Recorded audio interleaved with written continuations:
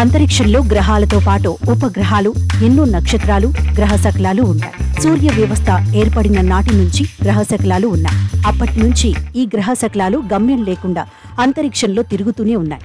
ఇవి కొన్ని వేల కిలోమీటర్ల దూరం పాటు దూసుకెళ్తుంటాయి. ఇప్పటికే భూమి వైపు కొన్ని గ్రహశకలాలు వస్తున్నాయంటూ శాస్త్రవేత్తలు చెప్పారు. వీటిలో కొన్నింటిని భూమిని చేరకముందే దారి మళ్లించారు. మరికొన్ని భూమిని తాకకముందే పేలిపోయాయి. అయితే తాజాగా మరో గ్రహశకలం భూమి వైపు దూసుకొస్తుందని నాసా శాస్త్రవేత్తలు గుర్తించారు. ఈసారి ఈ గ్రహశకలం భూమిని ఢీకొట్టే ఛాన్సెస్ 72% వరకు ఉన్నాయని అంచనా వేస్తున్నారు. గమ్యం లేకుండా తిరుగుతోన్న ఒక గ్రహశకలం భూమి వైపు దూసుకు వస్తోందని national aeronautics and space administration శాస్త్రవేత్తలు చెప్పారు. తాజాగా దీని ఉనికిని తాము గుర్తించామన్నారు. ఆస్టరాయిడ్ సైజ్ ఎంత అనేది ఇప్పటికైతే తెలియరాలేదని చెప్పారు. కానీ భూమిని ఢీకొట్టే ముప్పు మాత్రం 72% వరకు ఉందని వెల్లడించారు.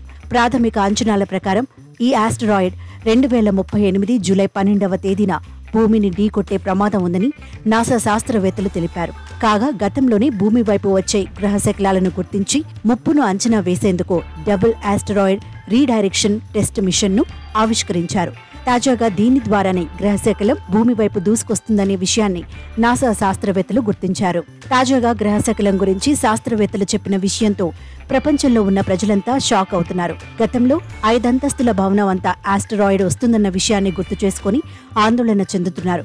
కానీ అది భూమిని ఢీకొనే సమయాన్ని తెలుసుకొని కాస్త ఊపిరి పీల్చుకుంటున్నారు. భూమిని ఒకవేళ ఢీకొన్నప్పుడు చూద్దాంలే అంటున్నారు. మరికొందరు మాత్రం గతంలో ఇలాంటి గ్రహశకలాలు చాలా వస్తున్నాయంటూ చెప్పారు. కానీ అవి భూమిని ఎప్పుడూ ఢీకొనలేదని, భయపడాల్సిన అవసరం లేదంటూ కొట్టిపారేస్తున్నారు.